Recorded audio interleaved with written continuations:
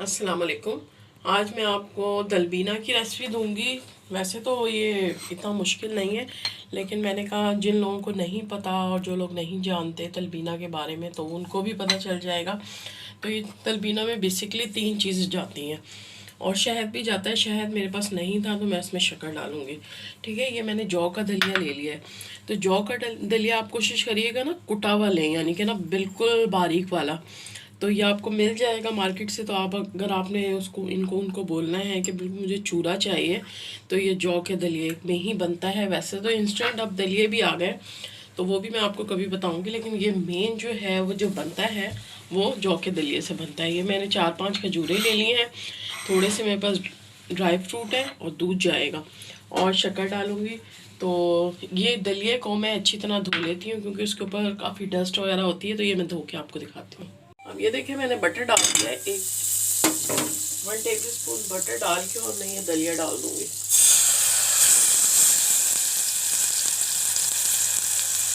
और उसको अच्छा सा हमने थोड़ा सा स्टीम में ही फ्राई करना है।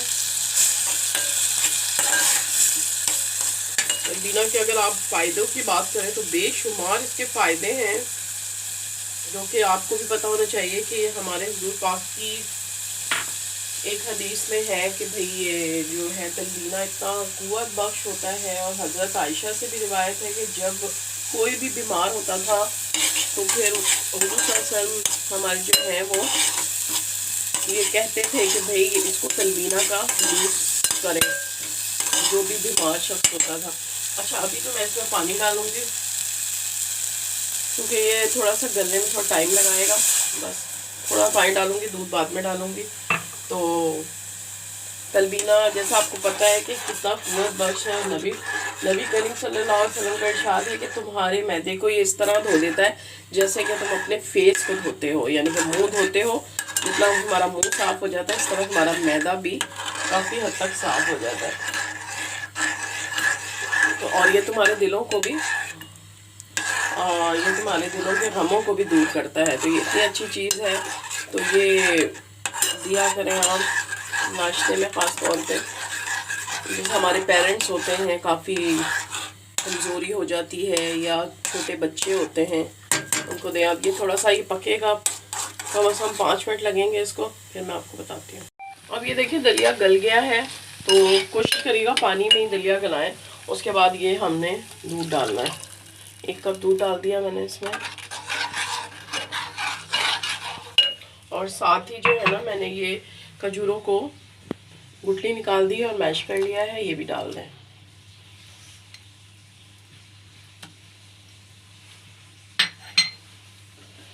अब इसको 2 मिनट और पकाऊंगी मैं, ताकि ये खजूरें जो हमने डाली है ना ये भी थोड़ी सी अच्छी तरह मैश हो जाए।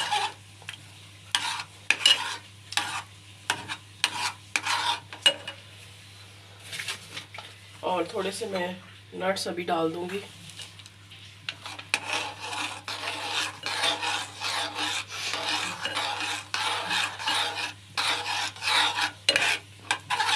हमारा ये ईमान है कि हुजूर ने फरमाया है कि ये आपकी आंतों को साफ़ करता है। और ये हमारा जो ईमान है, हमें इस बात पर यकीन होना चाहिए कि हमारे हुजूर पाक ने जो बात कह दी तो वो ऑथेंटिक बात है और हमने उस पर अमल करना चाहिए। तो उन्होंने अगर कहा है तो ज़ाहिर है इसकी कोई बड़ी वजह ही होगी। अब ये अच्छे से जो है मैं इसको मैश कर लूँगी। अब ये देखिए हो गया है, ये अच्छी तरह मैश भी हो गया है। तो अब हम इसमें 1 टेबल स्पून जो है शक्कर डाल देंगे। चीनी नहीं डलती इसमें, वैसे तो शहद डलता है, लेकिन जो है शहद मेरे पास था नहीं अभी, तो मैं इसमें शक्कर डाल दी है। तो वाइट चीनी का इस्तेमाल इसमें नहीं होता। बस अब ये रेडी है, बहुत अच्छा बना है।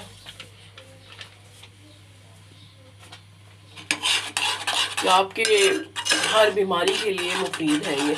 आपके डिप्रेशन हो जाए आपको उसको भी दूर करता है। आप बहुत ज़्यादा परेशान हो या आपको कोई तकलीफ़ हो, आप ये यूज़ करें, आपको बाकी बहुत फ़ायदा होगा। जोड़ों के दर्द के लिए भी, शुगर के लिए भी, ब्लड प्रेशर के लिए भी, सबके लिए मुफीद है। अब मैं इसको बाउल में निकालती हूँ। अब ये देखिए ये रेडी है और कैल्शियम से भरपूर है ये। तो जैसे कि आपको पता है जौ के दलिए में कैल्शियम दूध से ज़्यादा 10 गुना ज़्यादा कैल्शियम होता है। तो ये यूज़ किया करें। ऊपर से मैं गार्निशिंग करूँगी। और ये इतना मज़े का बना है क्योंकि इसमें खजूर और डली है। तो आपको पता है ये तीनों चीज़ें, खजूर हो गया, जौ का दलिया हो गया और शहद हो गया, ये तो हमारे हुजूर पाक की पसंदीदा चीज़ों में से हैं। तो हुजूर पाक का भी इरशाद है कि बहुत बेहतर हैं 3 चीज़ें।